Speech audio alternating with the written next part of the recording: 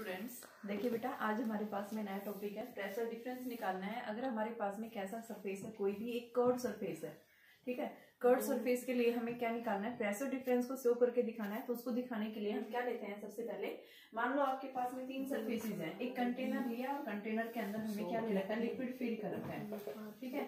और अगर इस कंटेनर के अंदर जो लिक्विड की जो शेप है, यानी कि कैसी है, plane surface, is the surface of the liquid is in the form of plane.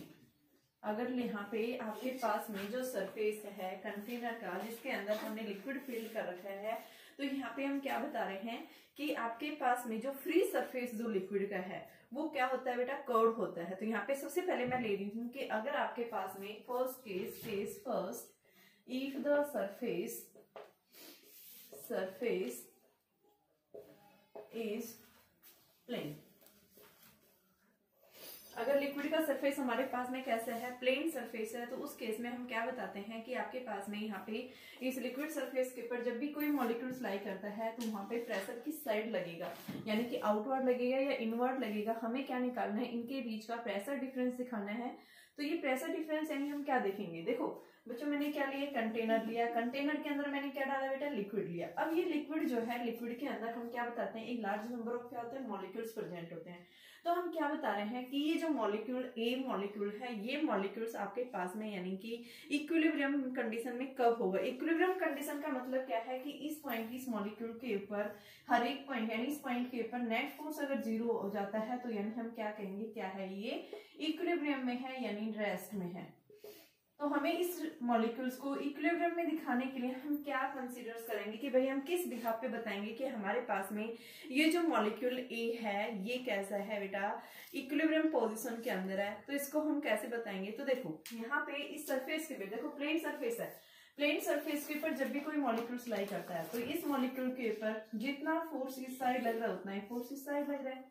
दूसरा, जितना फोर्स इसके ऊपर डाउनवर्ड एग्जर्ट हो रहा है उतना ही क्या करेगा, डाउनवर्ड सरफेस के अंदर जो मॉलिक्यूल्स हैं वो मॉलिक्यूल्स भी क्या कर रहे हैं बेटा, अपर सरफेस की तरफ फोर्स एग्जर्ट कर रहे हैं, ठीक है। तो यानी जो सरफेस है ये हम क्या बताएंगे, जब भी हमारे पास में सरफेस कैसा होगा, प्लेन होगा, प्लेन सरफेस के ऊपर जितने भी मॉलिक्यूल्स लाई करेंगे तो वो मॉलिक्यूल्स यानी कि इन इक्वली ऑल डायरेक्शन में इक्वली क्या होता है, वो अट्रैक्ट होता है, ठीक है। यानी सरफेस टेंशन जो लगेगा कैसे बेटा, आपके पास में जब भी सरफेस कैसा है, प्लेन सरफेस है, तो उस केस में हम क्या बताते हैं कि आपके पास में सरफेस टेंशन जो है वो कितना है, 0। तो हम फर्स्ट आपको बता रहे हैं यहाँ पे कि यहाँ पे प्रेशर डिफरेंस क्या होगा। क्वेश्चन देखो आपसे क्या पूछेगा, यहाँ से क्वेश्चन पूछेगा कि बेटा अगर आपके पास में लिक्विड का सरफेस अगर कैसा है, प्लेन है, तो बताइए प्रेशर डिफरेंस क्या होगा इस ए पॉइंट के ऊपर। तो सबसे पहले हमें देखना है सरफेस, लिक्विड का सरफेस जो है वो किस तरह का है। तो यहाँ सरफेस हम कैसा देख रहे हैं, प्लेन सरफेस ले रहे हैं बेटा, और प्लेन सरफेस के ऊपर हम क्या बताएंगे कि इस पॉइंट के ऊपर इक्वली ऑल डायरेक्शन में क्या हो रहा है, फोर्स एग्जर्ट हो रहा है, ठीक है। सरफेस टेंशन क्या है, यहाँ पे 0 है, तो इक्वली ऑल डायरेक्शन में फोर्स इक्वली एग्जर्ट होने की वजह से हम क्या बताएंगे कि हमारे पास में ये जो सरफेस है ये क्या है, यानी कि ये जो मॉलिक्यूल्स है ये किस पोजीशन में है, इक्विलिब्रियम में है, ठीक है। तो यहाँ पे हम क्या बताएंगे कि the surface is in equilibrium because force exerted equally in all direction. सभी डायरेक्शंस में क्या लग रहा है, फोर्स इक्वल लग रहा है। तो यानी नेट फोर्स जब 0 आ जाता है, यानी कि नेट फोर्स चाहे आपका सरफेस टेंशन के कारण हो, चाहे आपके पास, क्योंकि सरफेस टेंशन हमने पीछे पढ़ा था, सरफेस टेंशन का कॉन्सेप्ट हमने ये बताया था, लिक्विड के अंदर बेटा आपके प्यार लेते हैं, एक कोई भी मॉलिक्यूल्स लेते हैं, मान लो लार्ज नंबर ऑफ मॉलिक्यूल्स है, उसके अंदर अगर हमने एक इमेजिनरी लाइन लेते हैं तो इस इमेजिनरी लाइन के ऊपर हम देखते हैं कि मॉलिक्यूल्स ऊपर से नीचे की तरफ फोर्स डाल रहे हैं, नीचे वाले मॉलिक्यूल्स कहाँ डाल रहे हैं, ऊपर की तरफ डाल रहे हैं। तो यानी ये किस में है, ये इक्वली फोर्स लग रहा है, तो यानी किस में है, इक्विलिब्रियम में।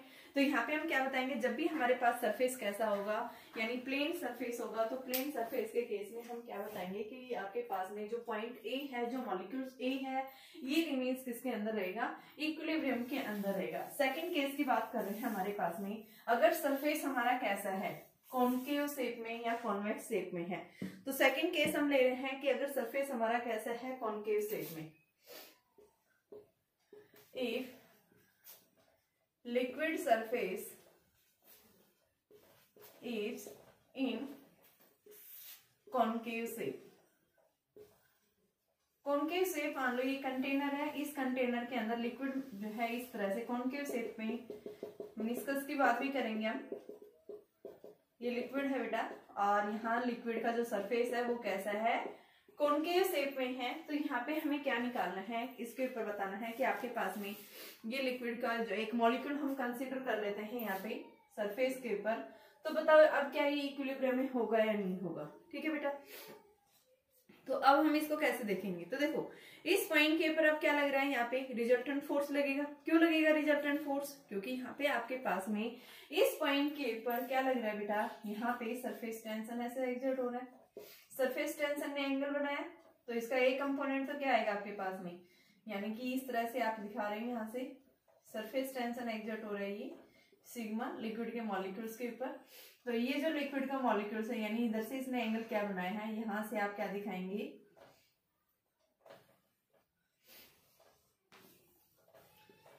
सिग्मा। यानी मान लो आपके पास में इस सरफेस टेंशन के, यानी कि हम क्या बताते हैं कि जो नेट फोर्स लग रहा है वो कहाँ लगेगा बेटा, ऊपर की तरफ ज्यादा लगेगा, क्योंकि ये मॉलिक्यूल्स लिक्विड नीचे की तरफ है, ऊपर क्या हो गया, वेपर सरफेस हो गया, और नीचे क्या है, लिक्विड सरफेस। ये जो मॉलिक्यूल्स है यहाँ पे नीचे की तरफ, ऊपर तो वेपर हो गया, तो यानी कि इसके ऊपर जो फोर्स लगेगा वो कहाँ लगेगा, नीचे की तरफ लगेगा। सरफेस टेंशन जो एक्सर्ट होगा कहाँ लगेगा, नीचे की तरफ। नेट जो फोर्स होगा नीचे की तरफ ज्यादा है as comparison to vapour side.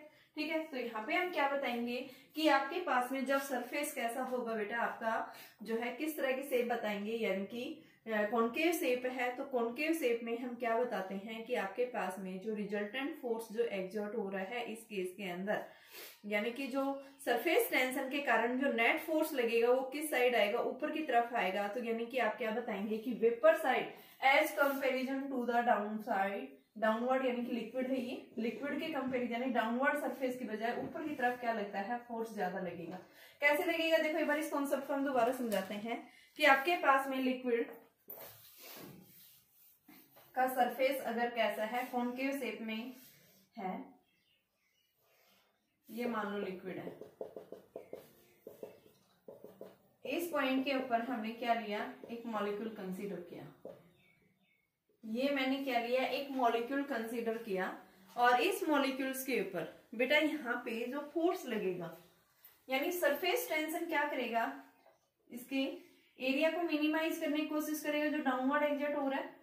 भाई सरफेस टेंशन एक्सर्ट हो गया यहाँ पे, ठीक है। इस केस में क्या था, यहाँ पे ये सरफेस कैसा था, प्लेन सरफेस था, तो हर एक पॉइंट्स के ऊपर इक्वली फोर्स लग रहा है। लेकिन अब ये कैसा है, कॉन्केव शेप में है, और कॉन्केव शेप में होने की वजह से क्या करेगा, सरफेस टेंशन एक्सर्ट होगा, और वो सरफेस टेंशन किधर लगेगा, यानी कि डाउनवर्ड डायरेक्शन में लगेगा।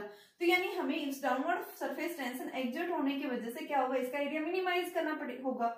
तो मिनिमाइज यानी कि एरिया इसका मिनिमाइज हो रहा है, कॉन्केव शेप में जा रहा है, तो इसका मतलब क्या है कि हमें इसके एरिया, इसके क्या करना है, हमें इसके एरिया को इंक्रीज करना है। तो इंक्रीज करने के लिए यहाँ पे आप क्या बताओगे, वेपर साइड हमें क्या लगाना पड़ेगा, प्रेशर ज्यादा लगाना पड़ेगा, ठीक है। तो यानी कि as comparison to the liquid surface, तो यहाँ पे आप क्या बताएंगे, प्रेशर जो होगा वो वेपर साइड मोर होगा as comparison to the liquid side, ठीक है। जब भी सरफेस आपका कैसा होगा, वेपर यानी कॉन्केव शेप के अंदर है, तो आप क्या बताएंगे कि जो आपके पास में प्रेशर जो एक्सर्ट होगा वो वेपर साइड क्या होगा बेटा, मस्ट बी ग्रेटर होना चाहिए as comparison to the liquid side, ठीक है। क्यों ऐसा हो रहा है, क्योंकि यहाँ पे जो सरफेस टेंशन जो एक्सर्ट हो रहा है वो कहाँ पे एक्सर्ट हो रहा है, डाउनवर्ड डायरेक्शन में एक्सर्ट हो रहा है, जो क्या करेगा, इसके एरिया को मिनिमाइज करेगा, ठीक है। अब नेक्स्ट आता है कॉन्वेक्स शेप में। अगर लिक्विड का सरफेस हमारा कैसा है, कॉन्वेक्स शेप में, ये एंगल ऑफ कांटेक्ट से ज्यादा क्लियर होगा, एंगल ऑफ कांटेक्ट में हम बात करेंगे, ठीक है। उसमें एंगल की वैल्यू थीटा 90 डिग्री के इक्वल है, 90 डिग्री से ग्रेटर है, 90 डिग्री से लेस देन है। तो लिक्विड किस तरह की मिस्कस यानी उसकी शेप कैसी आती है, ठीक है। ये सिर्फ जब हम इससे अगला नेक्स्ट टॉपिक करेंगे क्या बेटा, आपके पास में एंगल ऑफ कांटेक्ट, तो उसमें ज्यादा जस्टिफाई हो पाएगा। सिर्फ आप अभी ही ये ध्यान रखिए कि अगर हमारे पास में सरफेस कैसा है, भाई प्लेन सरफेस है, कॉन्केव शेप में है या कॉन्वेक्स शेप में है। तो आपको बेसिक डिफरेंस ही ध्यान होना चाहिए, पता होना चाहिए कि यहाँ पे प्रेशर डिफरेंस होगा वो किस साइड ज्यादा होगा, वेपर साइड ज्यादा होगा या फिर लिक्विड साइड ज्यादा होगा।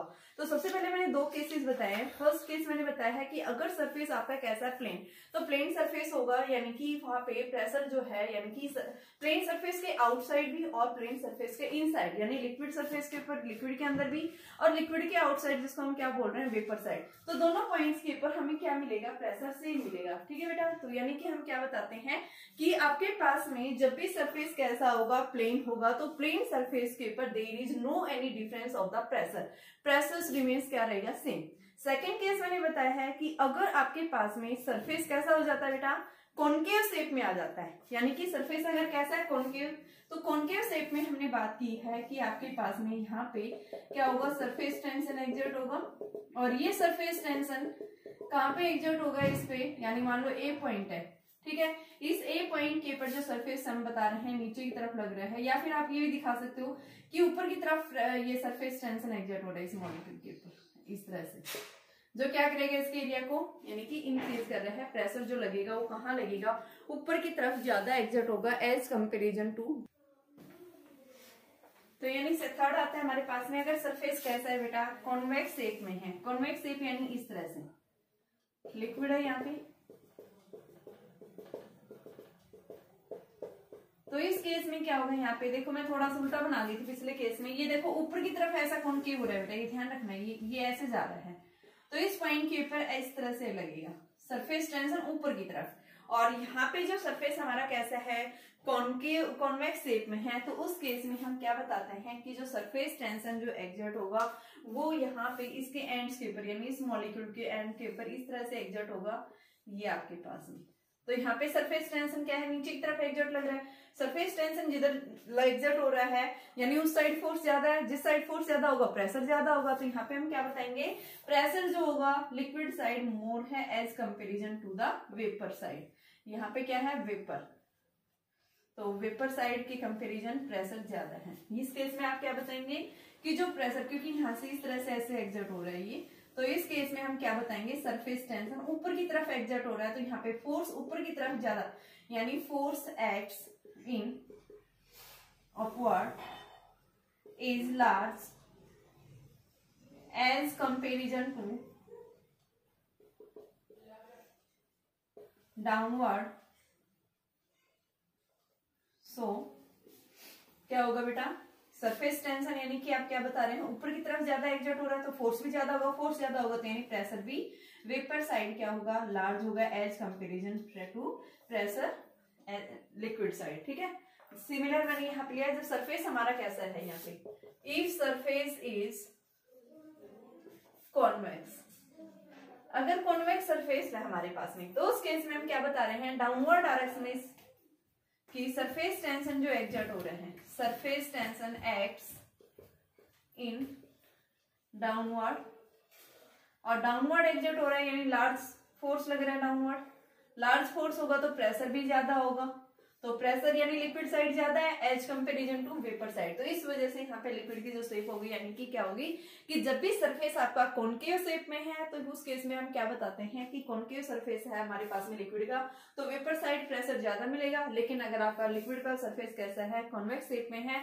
तो यानी कि उस केस में हम क्या बताते हैं कि आपके पास में जो प्रेशर मिलेगा लिक्विड सरफेस के अंदर क्या होगा, ज्यादा होगा as comparison to the vapour side. ठीक है बेटा, तो ये बेसिक डिफरेंस था, आपको ये पता होना चाहिए। अब जो नेक्स्ट टॉपिक हम करेंगे, excess pressure inside a liquid drop, excess pressure for a saw bubble. ठीक है, ये सब डेरिवेशन हमें दो निकालने, फिर हम उसके न्यूमेरिकल्स पोर्शन का डिस्कस करेंगे।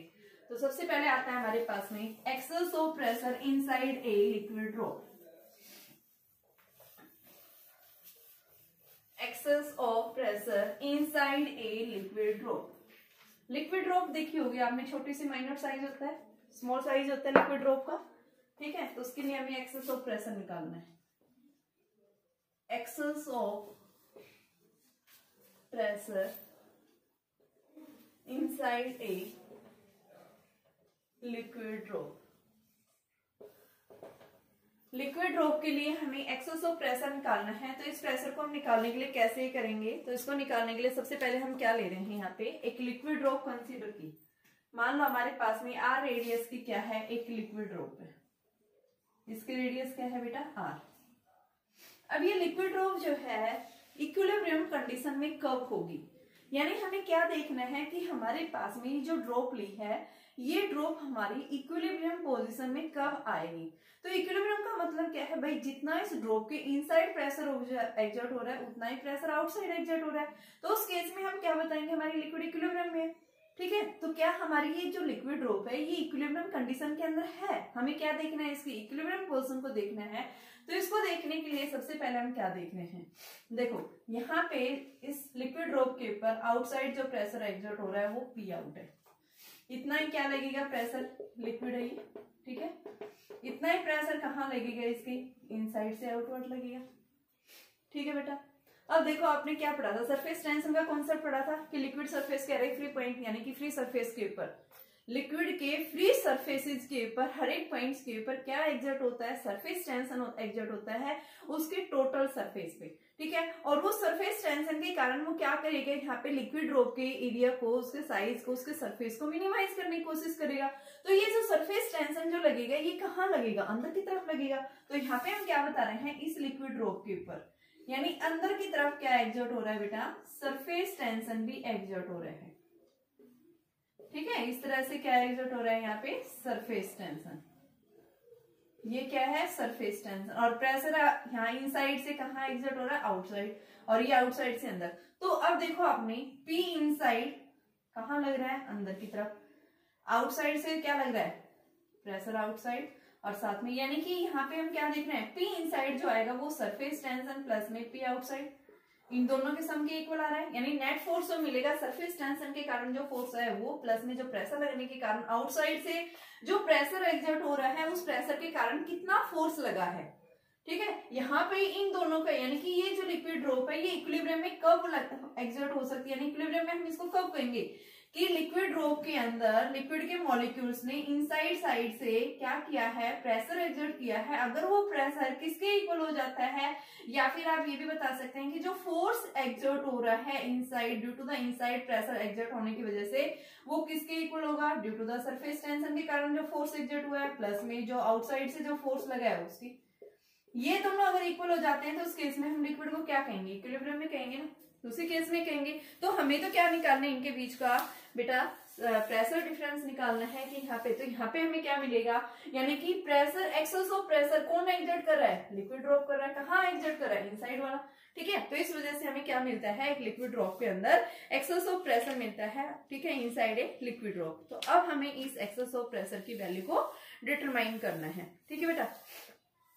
क्या करना है, इस एक्सेस ऑफ प्रेशर को यानी कि डिटरमाइन करना है। तो इस एक्सेस ऑफ प्रेशर को हम कैसे निकालेंगे, तो इस एक्सेस ऑफ प्रेशर की वैल्यू को यानी कि हम क्या लिख सकते हैं, P in minus P out is equal to, ये क्या है एस, एस क्या है सरफेस टेंशन, सरफेस टेंशन यानी कि फोर्स लगने की वजह से आपके पास यहाँ पे हमें जो सरफेस टेंशन मिलेगा वो किसके कारण मिलेगा, यानी एक्सेस ऑफ प्रेशर मिलेगा वो किसके कारण आएगा वो हमें निकालना है, ठीक है। तो इसको हम निकालने के लिए क्या करेंगे, सबसे पहले हमने क्या लिया है, देखो हम सबसे पहले लिखेंगे हमने क्या लिया है, एक ड्रॉप कंसीडर की जिसकी रेडियस आर है, इसका सरफेस टेंशन एस है, ठीक है। अब इसकी जो स्फेरिकल शेप होने की वजह से यहाँ पे क्या लगेगा बेटा, एक्सेस ऑफ प्रेशर लगेगा इनसाइड द ड्रॉप, ठीक है, जो क्या करेगा आउटसाइड वाले प्रेशर को ओवरकम करेगा। तो यानी हम क्या बता रहे हैं कि जो एक्सेस ऑफ प्रेशर जो एक्सर्ट होगा कहाँ एक्सर्ट होगा, आउटसाइड, ठीक है। तो देखिए ध्यान से फिर से कॉन्सेप्ट को समझिए, क्योंकि जितना आपका कॉन्सेप्ट अगर समझ में आ गया तो बेटा डेरिवेशन इसमें कुछ नहीं है, सीधा सा है। देखो एक बार मैं फिर से समझा रही हूँ, आपको ध्यान से सुनना।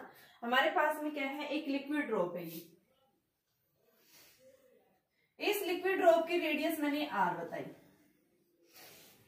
लिक्विड ड्रॉप की जो शेप है कैसी है, स्फेरिकल, स्फेरिकल शेप होने की वजह से क्या होगा, यहाँ पे आउटसाइड यानी सरफेस से, इस सरफेस के ऊपर आउटसाइड एक प्रेशर लगेगा।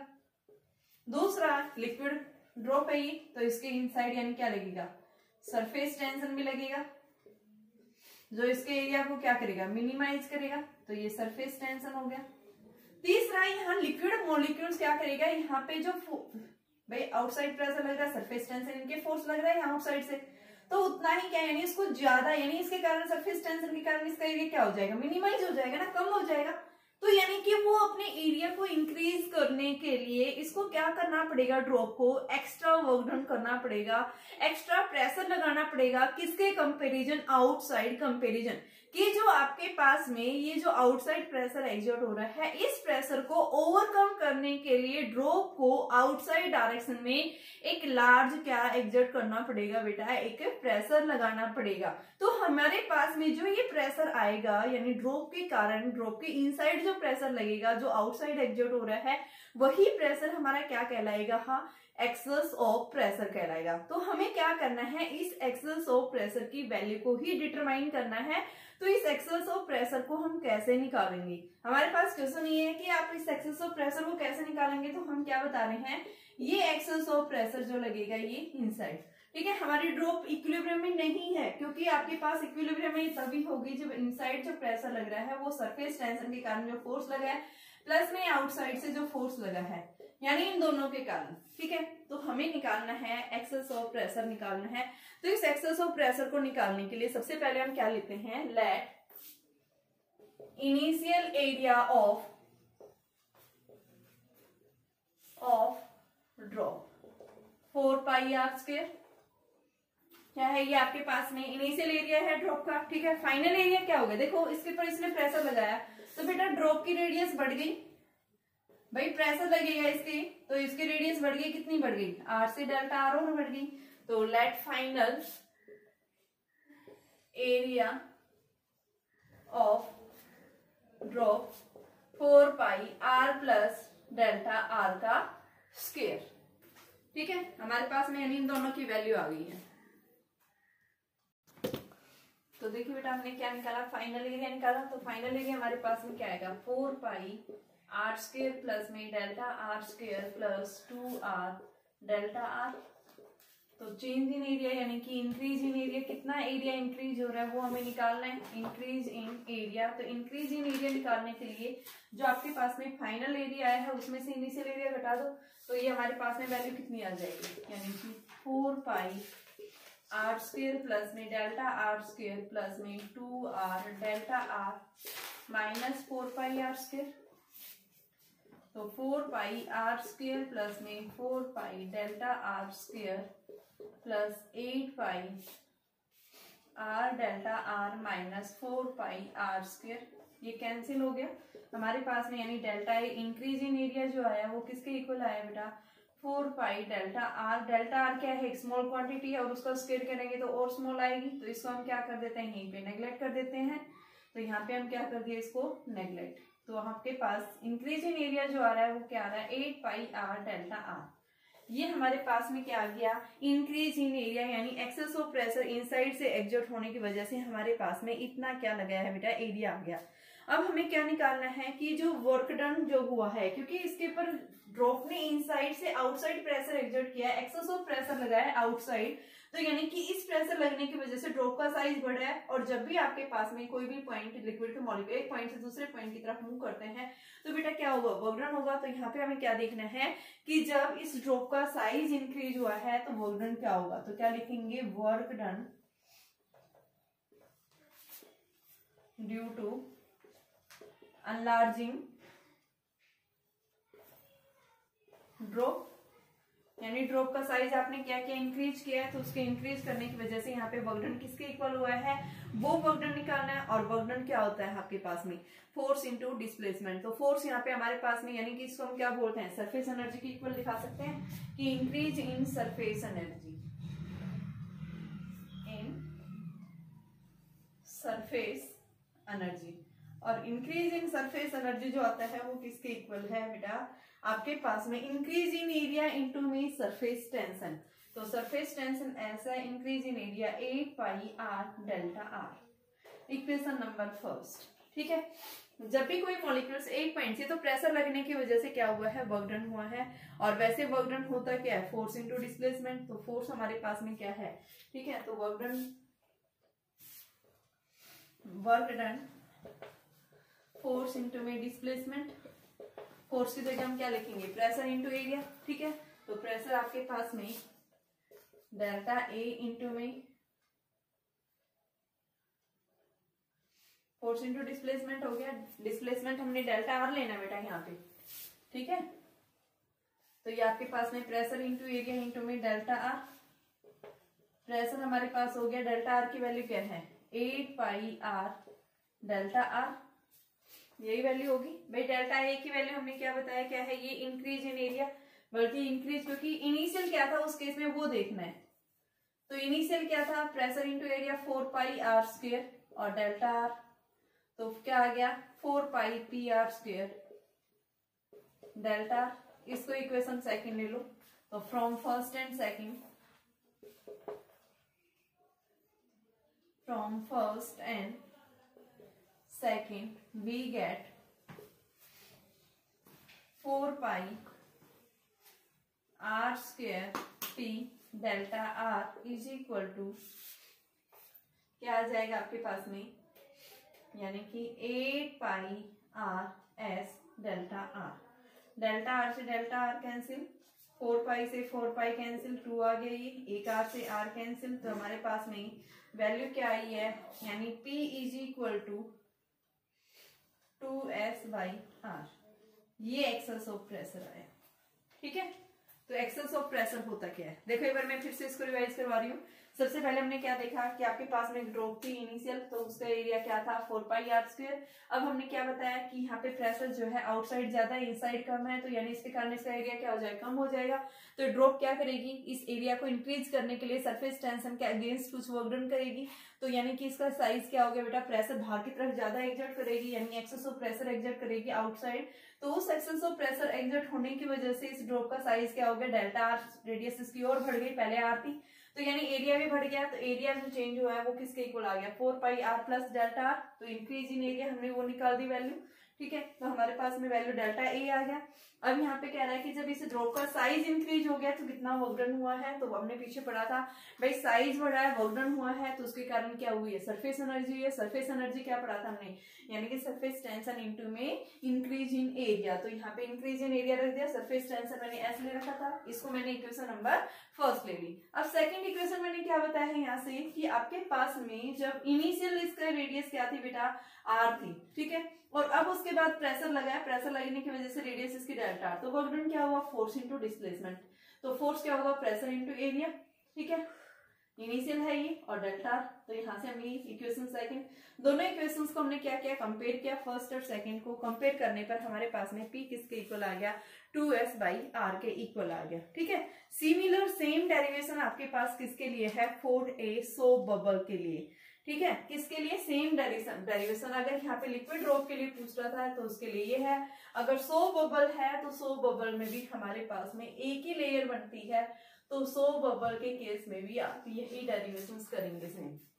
P बराबर में 2s बाई, सॉरी यहाँ पे सोप बबल के अंदर बेटा सरफेसेस दो हो जाते हैं। देखो सोप बबल का मतलब क्या है भाई, एक तो आपके पास बबल पहले एयर में था, अब आपने क्या किया उसको किसी सोप के कारण, तो सोप के एक तो उसके इनसाइड सरफेस हो गया, एक आउटसाइड हो गया, तो वहां पे हम क्या लेते हैं, दो सरफेसेस लेते हैं।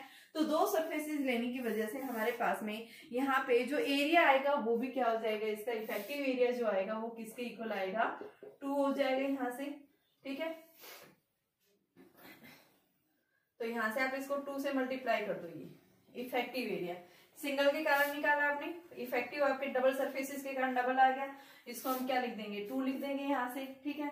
तो हमारे पास में ये क्या है, ये 16 वैल्यू होगी ना, और जब आप इसको सोल्व करेंगे तो ये 4 आ जाएगा, तो ये क्या बन जाएगा 4s बाई आर। यहाँ पे भी आप ये तो एज इट इज रहेगा, ओनली उसी वैल्यू में चेंज आएगा।